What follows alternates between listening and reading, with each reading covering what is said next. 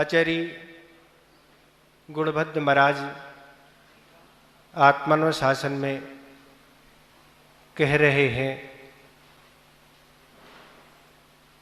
कि हे अज्ञानी प्राणी,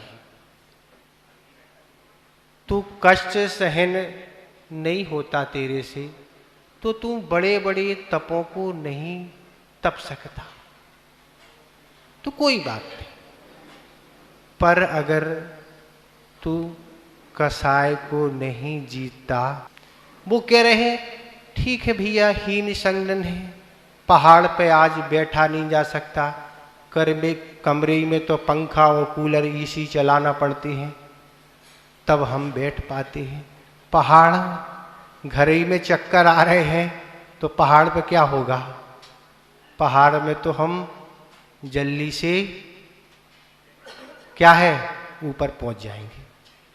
तो आचार्य कह रहे हैं हम तुम्हारी स्थिति समझ रहे हैं कि हीन संगन के कारण तुम बड़े बड़े तपों को नहीं तप सकती, पहाड़ पर नहीं बैठ सकती, और खुले मैदान में भी कब सर्दी के समय तुम नहीं बैठ सकते। क्यों? पता है तुम्हें जुखाम जल्दी हो सकता है, सर्दी भी हो सकती है, बुखार भी आ सकता है, खांसी भी, ठीक है। और बारिश में वृक्ष के नीचे भी नहीं बैठ सकती। क्यों? पानी लगने से तरह तरह की स्थितियाँ बन सकती। हम तुम्हारी स्थितियाँ सब कुछ समझ रहे कि तुम बड़े बड़े तपों को नहीं तप सकते, पर कह रहे अगर जो कसाय जीतने योग्य हैं उनको अगर तुम नहीं जीतते हो तो तेरी अज्ञानता है, तू कुछ अब कर नहीं पाएगा। अब तुझे संसार अच्छा लग रहा है तो तू भी संसार में ही रहे।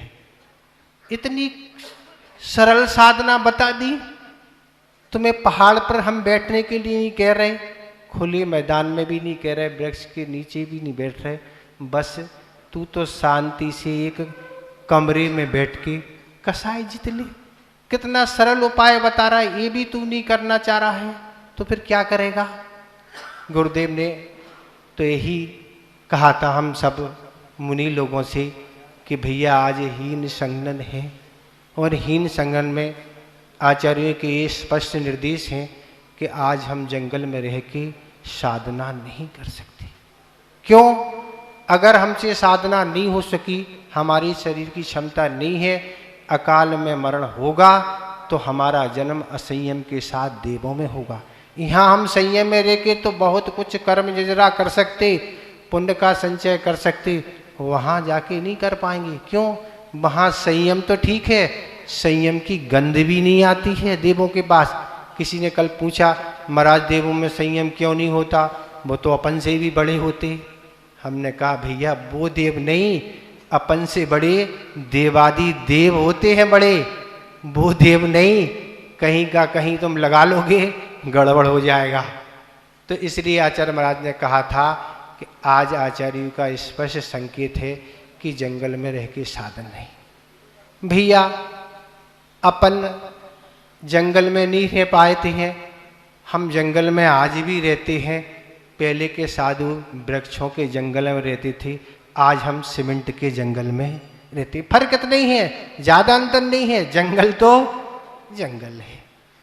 आचार्य महाराज ने एक बार बताया था कि बड़ी बड़ी साधना नहीं कर सकते अगर हम कमरे में बैठ के भी क्या है पीठ हमने दूसरी तरफ कर ली और अपनी साधना को मुख्य बना लिया, हमारा यही जंगल है।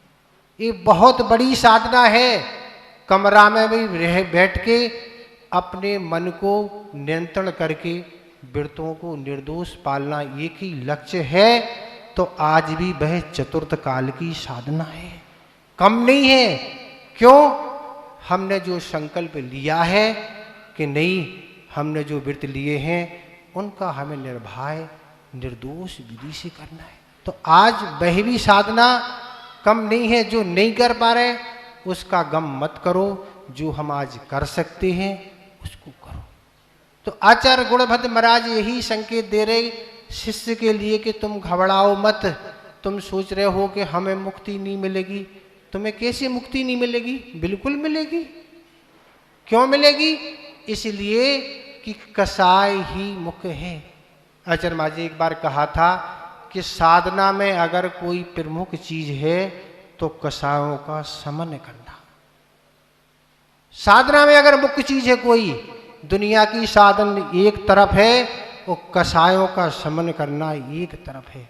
अगर कसायों पर आपका नियंत्रण है, आप निरंतर उनको कृष्ण करते चले जा रहे हैं, क्रोध, मान, माया और लोभ आदि को, तो आप समझ लो आप मुक्ति के करीब पहुंचते चले जा रहे हैं।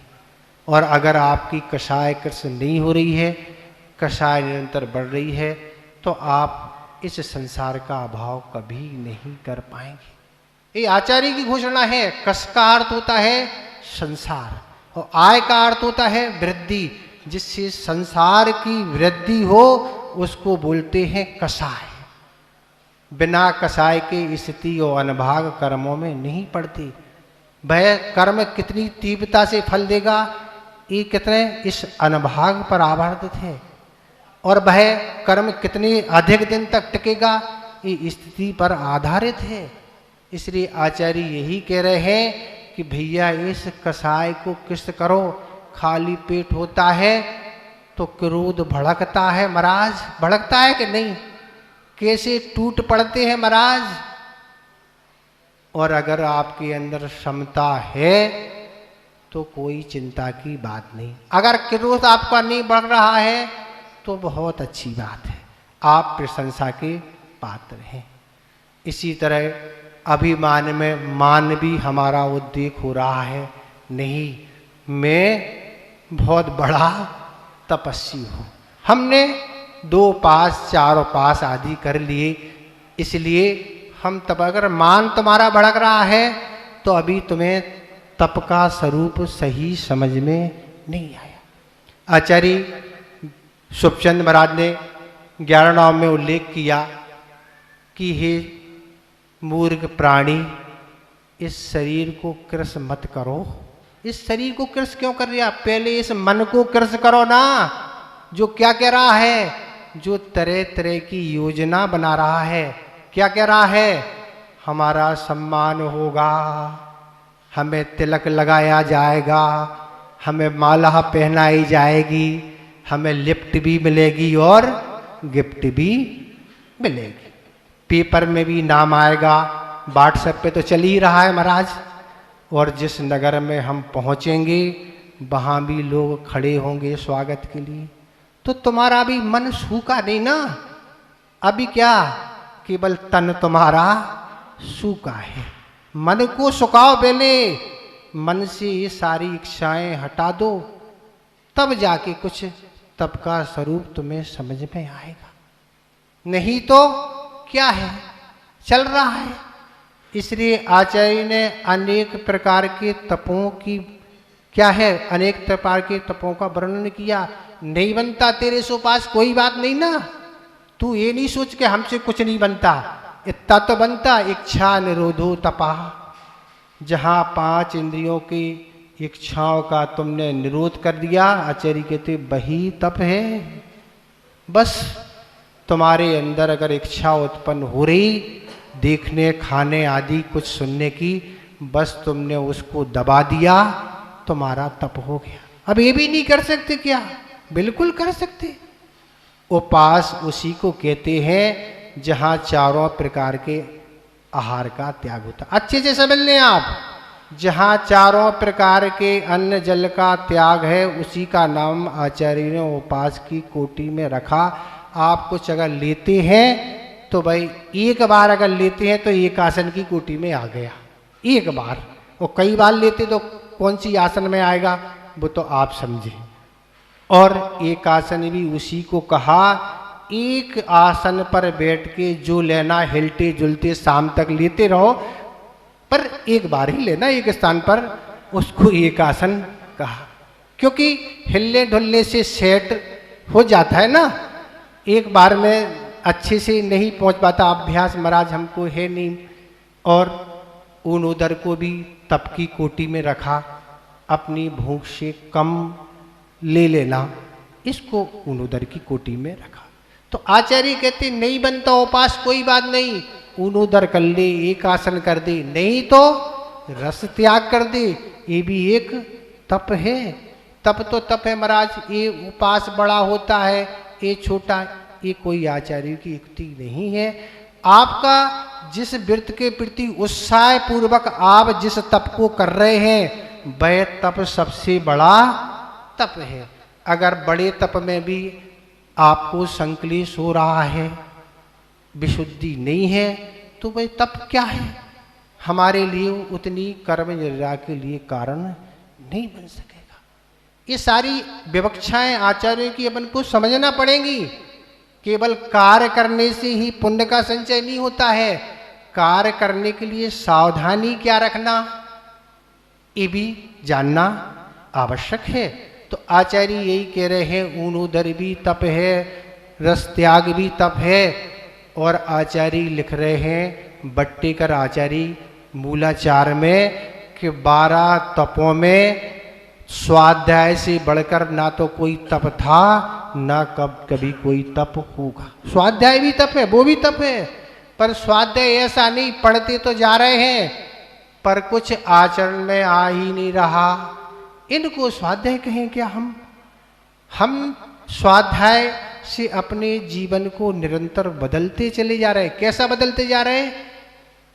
विषय और पापों की मात्रा हमारे अंदर से घटती चली जा रही है, अच्छाई हमारे अंदर बढ़ती चली जा रही है, तो जाके होगा कुछ। नहीं तो बस बड़े बड़े ग्रंथ तो महाराज पढ़ रहे हैं, पर आचरण के नाम से कुछ हमारे जीवन में आ ही नहीं रहा। तो आप जिस समय स्वाध्याय कर रहे उस समय असंख्यात गुणी नजरा तो होगी, पर अगर अपने जीवन में बदलाव आ गया, पापों आदि से वृत्ति छूट गई, अच्छाइयों को अपना लिया, तो वह हमेशा हमेशा के लिए निजरा का कारण बन गया। हमेशा निजरा हो रही ना, क्योंकि हमने उन पापों से वृत्ति छोड़ दी, उन विषयों से वृत्ति छोड़ दी, कषायों को अपने नियंत्रण में रख रखा है। तो सारा काम अच्छा हो रहा ना, पर उससे तो इतना ही सा काम होगा, पर इससे क्या होगा? ऐसा तप है भैया, और नहीं बनता, स्वाध्याय नहीं बनता भैया। मौन को भी आचार्य ने काय के लिए तप की कोटि में रखा, मौन भी रहो ना। लोग तो यही कहते हमारा सिर दर्द है, दर्द हो रहा, ये दर्द हो रहा, पर आज तक हमने यही सुना कि मुख दर्द हो रहा। कहा किसी ने आपसे? मुख किसी का दर्द कभी होते ही नहीं, कितने ही आप बोलते चले जाओ, पर मुख दर्द होता नहीं महाराज। पर आचार्य ने यही लिखा, उपास करते हुए ख्याति पूजा लाभ का भाव नहीं होना चाहिए। हमारी धृष्ट फल मंत्र की भी लौकिक सुख की इच्छा नहीं। आचार्य अकलंग देव महाराज राजवार्तिक में लिख रहे हैं, लौकिक सुख की इच्छा नहीं। अगर तुम्हें लौकिक सुख की इच्छा है तो अभी तुमने तप का स्वरूप समझा नहीं। ये सारी स्थितियां हैं, इसलिए सब चीजें अच्छे से समझ के करेंगे तो अपन बहुत ज़्यादा पुण्य का संचय कर पाएंगे, कर्मों की निर्जा करेंगे। स्वरूप को नहीं समझने से शरीर तो सूखेगा, पर कर्म निर्जीर्ण नहीं हो सकेंगे। कर्मों को निर्जीर्ण करना, आचार्य जी कहते समय को नहीं काटना भैया, कर्मों को काटना। समय तो कट रहा है, सुबह से शाम होती है और शाम से सुबह हो जाता है, गप्पों में निकल जाता है। उपास कर लिया, मन नहीं लग रहा, चक्कर आ रहे हैं, बस दो बैठ गए, खड़े हो गए, चर्चाएं करने लगे, 2.5 घंटे की सामयिक हो गई। वैसे 1 मिनट की सामयिक नहीं होती है, चर्चाओं में 2.5 घंटे यूँ निकल जाते, खड़े होके एक माला नहीं फेर सकते, और रास्ते में 2 टकरा जाते हैं, 2 घंटे के 24 मिनट की सामयिक हो जाती है। हो जाती नहीं? अब कहाँ से तुम्हारी तप की क्षमता आ गई ना? तुम्हारी रुचि जिन कामों में है उनमें तुम्हारी सब क्षमताएं हैं, और जिन काम में तुम्हारी रुचि नहीं तो बस तुम्हें सब व्यर्थ लगते हैं और कष्टदायक लगते हैं। ये सारी स्थिति है। तो इसलिए जो तो आपकी क्षमता है, अपनी शक्ति को भी नहीं छिपाना है, अपनी शक्ति से भी अधिक नहीं करना है। आपकी उपास की अभी क्षमता नहीं है, कुछ लेके आप अभी साधना करें, आपका अभ्यास हो जाए, उपास करने लगे। लेकिन साधना को छिपाना नहीं, इस तरह से हम कुछ कर ही नहीं पा रहे, अपने को हीन भी नहीं समझना कि हम कुछ नहीं कर पा रहे। जो आपकी शक्ति है उतना करें, पर प्रमाद ना करें। पुरुषार्थ में आप कमी कभी नहीं रखें, तो आप इस संसार से मुक्त हो जाएंगे। नहीं तो क्या होगा महाराज, नहीं तो होना क्या है, जैसे हैं वैसे ही बने रहेंगे। तो ऐसी ख्याति पूजा लाभ की अगर भावना है तो वह तप नहीं, वो तो केवल नाम के लिए है। आचार्य कहते हैं उपास के दिन धूप से तो बचते हैं, पर दौड़ धूप से नहीं बचते हैं। धूप से तो बचते हैं नहीं, गर्मी में अगर उपास के दिन खड़े हो जाएंगे तो चक्कर आने लगेंगे महाराज, गला सूखने लगेगा, पर दौड़ धूप से हम बचते नहीं। दौड़ धूप निरंतर हमारी चल रही है, व्यापार भी चल रहा है, संपर्क भी चल रहा है, चर्चा भी चल रही है, घर के सारे आरंभ सारंभ भी चल रहे हैं। तो ये दौड़ धूप में तो कुछ कमी उपास के दिन आना चाहिए। उपास की परिभाषा आचार्य ने यही लिखी, उपधन वास। उप का अर्थ निकट, वास का मतलब आत्मा के अंदर वास करना, आत्मा के कल्याण के लिए कुछ सोचना, कुछ समय देना, उसका नाम उपवास है। केवल भोजन के त्याग का नाम उपवास नहीं है, जहाँ पांचों इंद्रिय के विषय ना हो। ये आचार्य ने उपवास के दिन सावधानी के लिए कहा है। तो इस तरह दौड़ धूप से तो बच नहीं रहे, दौड़ धूप तो निरंतर महाराज, और समय मिल जाता ना, भोजन जितनी देर में कर दे, और समय मिल गया उस दिन तो और काम कर लेते ना, सब निपटा लो ना, उपास भी निपट गया और काम भी निपट गए महाराज, और नाम भी आ गया हमारा, उपास हो गए महाराज। ये सब चीजें नहीं, उपास करना नहीं छोड़ना, उपास करना तो हमेशा ही करना है, क्योंकि बिना उपास करे समाधि नहीं हो सकेगी, और समाधि के बगैर हमारा क्या है, इस संसार से मुक्त हम नहीं हो सकेंगे। समाधि करना आवश्यक है, उपवास भी करना आवश्यक है। अपनी शक्ति के अनुसार, ऐसा नहीं केवल 10 दिन पर्व में ही कर लिए, बाकी दिन तो कोई अतई पता नहीं है, बाकी दिन भी पर्व आते हैं, उन पर्वों में करें, पर्व के अलावा अपनी अनुकूलता से करें, पर साधना करें। ऐसा नहीं कि पर्व में ही करें, पर करते रहें तो करें। उपवास करना नहीं छोड़ना, उपवास तो तप है, उसका आदर बहुमान होना चाहिए, पर उसकी साधना अच्छी से हो। इस तरह तप का स्वरूप यही है। अपने जीवन में तप को लाइए, जो भी आपकी अनुकूलता है, पर इस ख्याति प्रसिद्धि आज से बचते हुए आप अपने जीवन में तप अपनाते रहेंगे तो आप बहुत बड़ी उपलब्धि प्राप्त कर लेंगे। आप भी वही स्वरूप प्राप्त कर लेंगे जैसे इन भव्यात्माओं ने किया। आप भी भव्यात्माओं की तरह उस मुक्ति को प्राप्त करें, इतने ही हम पर्याप्त समझते हैं। अहिंसा परमो धर्म की।